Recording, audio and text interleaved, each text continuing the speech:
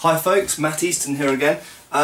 So I've talked a lot in the past, or quite a bit in the past anyway, about tulwars and specifically the design of the pommel. Okay, so tulwar's famous type of Indian sword has a small hilt that you jam your hand into, and it has a disc for a pommel. Okay, and what this does is it forces you to hold the sword in a certain way.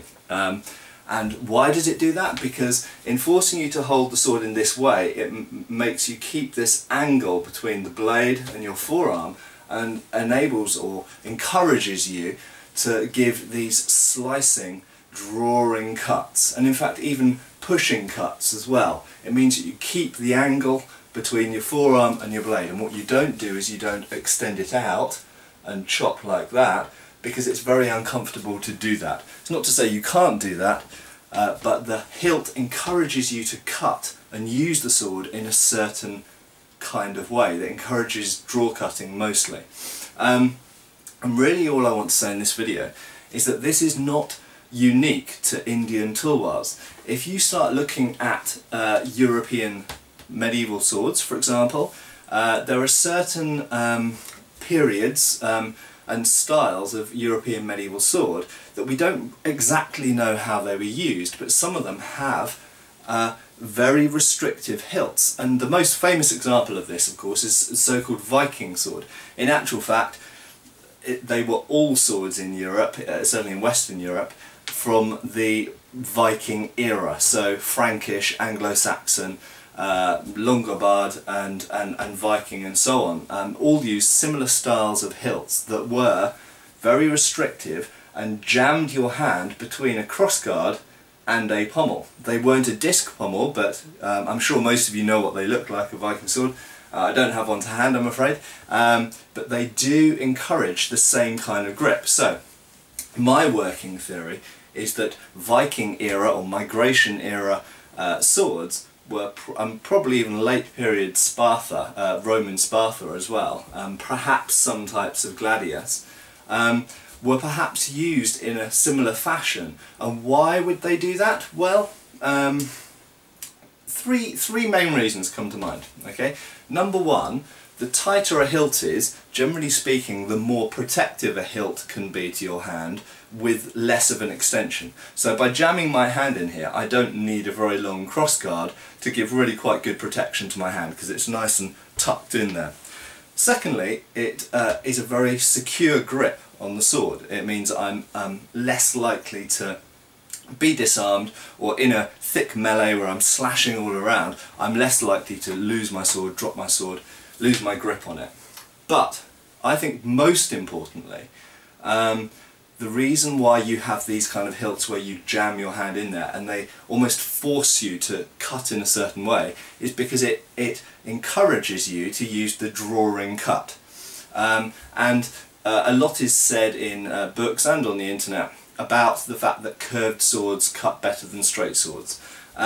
This is not always true. However, I will concede it is generally true. A curved blade, at least if it's significantly curved like this, will cut very slightly better than a straight blade, because you're hitting the target at more of a gradient, so the angle is essentially, there's less resistance as you pass through the target.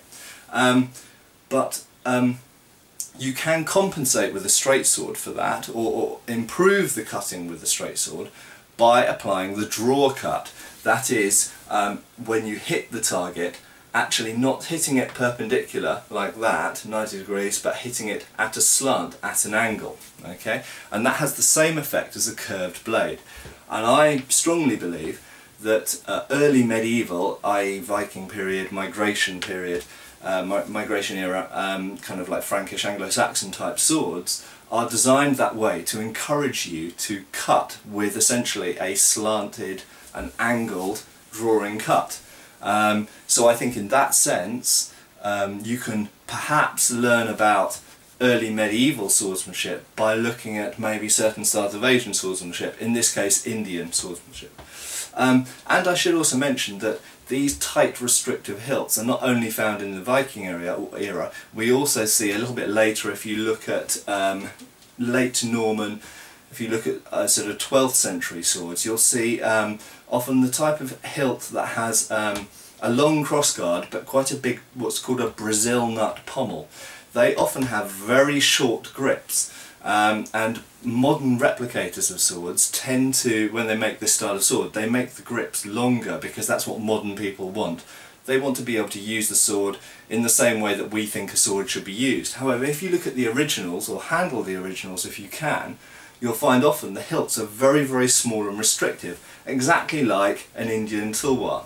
Okay, you really have to jam your hand in here, in there. And then again, this encourages you to keep this angle between the blade and your forearm, and to cut with these oblique, essentially. You're meeting the target at an angle, much like you do when you have a curved blade, and it essentially presents a drawing cut type cut. It will produce a deeper cut, and it will cut more easily into softer materials like flesh and through clothing. Okay, so there we go. Really just saying that I think this is certainly an important aspect of Indian swordsmanship and Indian sword design, and I think that the same theory is behind the design of some early to middle period medieval European swords as well. Thank you.